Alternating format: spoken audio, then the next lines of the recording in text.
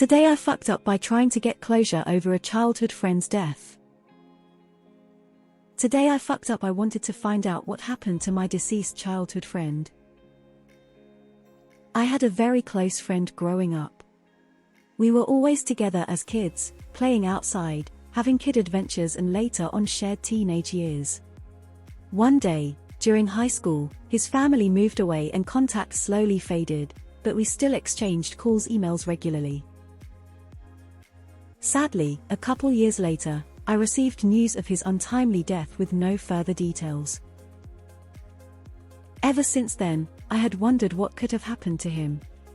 When alone with my thoughts, I'd find myself wondering if he was sick or sad, basically how it could happen that I lose my friend so suddenly. His family never gave me an answer and I should have let it go. Years go by and yesterday, over 10 years later, I find myself thinking about him again. With the experience of my years, I was able to dive into that rabbit hole and search much more precisely for teenager deaths this year in his area. Sadly, I found something I wish I didn't. Turns out he was involved in a horrid train accident as a pedestrian, and his body was dragged for miles along the track. The horror of that has been weighing on my mind since, and I can't get this out of my head. I feel so bad for pressuring his parents a few times to tell me what happened when they had to relive that horror and probably wanted to preserve me from it. Guess I have to log a session with my therapist to talk about it. TLDR, my childhood friend passed away when we were teenagers. I thought about it for years, hoping to find out what happened. Turns out it was horrible and I'd rather not have known. Edit: I can't answer every comment, but thank you all for your support and kind words. I lost a close friend too, not like this, but I'm really sorry you had to go through this. Lost a brother-like friend some 14 years ago on this very day in the exact same manner you described, OP. The coincidence? Reading your post brought so many memories. It's tough, man. I hope you're feeling better now. Don't be too hard on yourself, OP. Sorry, my friend had a really close friend and soccer teammate take his own life in high school. It was a very odd moment, where there really wasn't any closure. It was a very private funeral for obvious reasons and we all just kind of moved on. It stayed in my mind for the last 15 years since. The song How to Save a Life came out somewhere around then and I've always associated it with his death.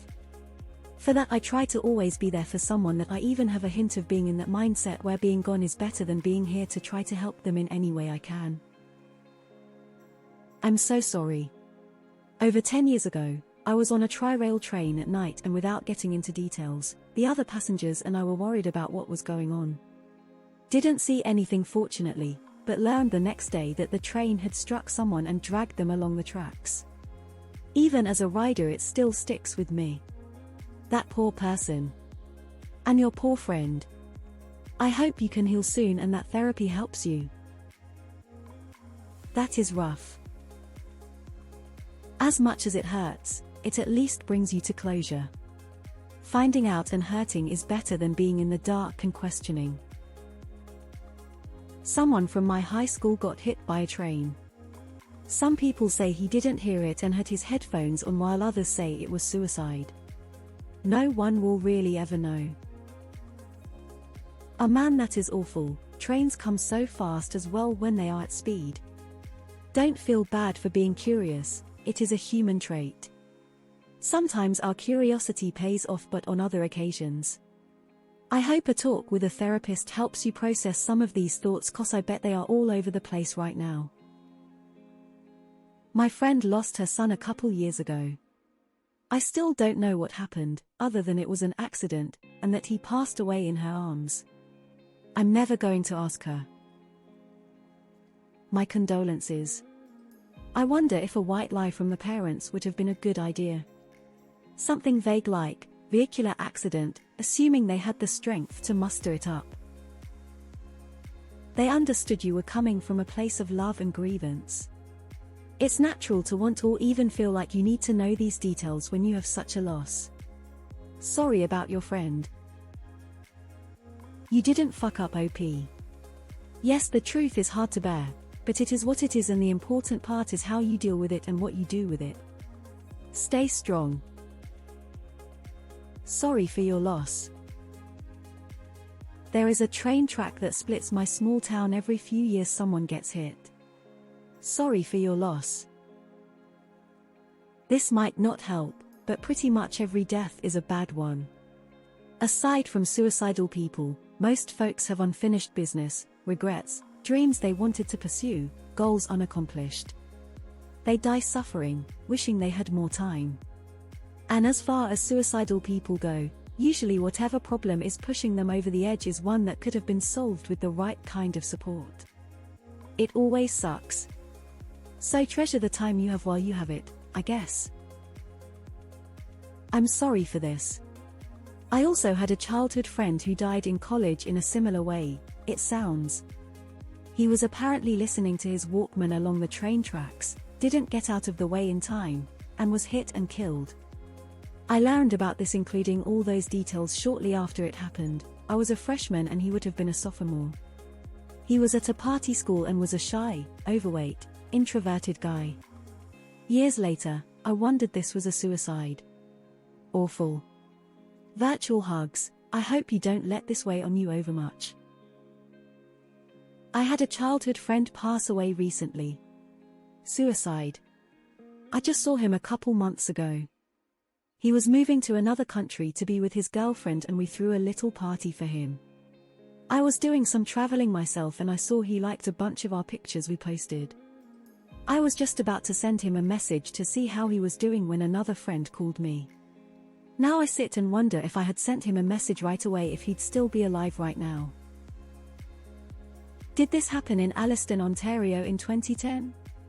Because I lost a friend this way and I had the unfortunate luck of being outside down the road as it happened, and later found out what the heck was going on after our town was cut in half for hours, and it broke me to know I was just down the road and they have no idea how it even happened. My son now shares his name. I still struggle with choosing between closure and blissful ignorance. Of course, hindsight is 20/20. And I've had quite a few situations that dragged on way too long that I could only move past after taking action, but I don't think closure is always better. At least you don't have to wonder. That may be true, but you can trade in your ignorance once. And only afterwards you can decide if you'd rather not have known. Tricky stuff. OP, I wish you the best in processing this. I'm sorry, OP. I had a friend die in a very traumatic way and it has taken me years to process. A good friend of mine is in prison for murder. Wish I never found out. We are all a part of this journey called life, and unfortunately shit happens. I had a friend in high school who was killed by a drunk driver while she was walking back to her house. And truthfully, you are right, sometimes ignorance is bliss. Sorry. That's tough. But it's natural to want to know why, and by extension, how, despite the fact it never really provides closure in itself. Don't beat yourself up over it though. The family doesn't begrudge your curiosity, concern, it just sucks all around. To be fair, they could have just told you he was in a train accident and left it at that. You don't need to tell somebody every gory detail to tell them how someone died. I'm sorry to hear that. I don't even know if I believe in closure when it comes to death. I've never been able to find closure from friends' deaths, personally.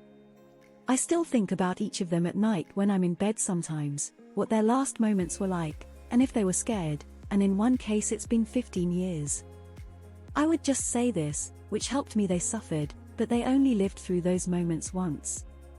Don't get stuck in time reliving those moments over and over again, because it's over now. He's not suffering anymore. Try your best to focus on all the good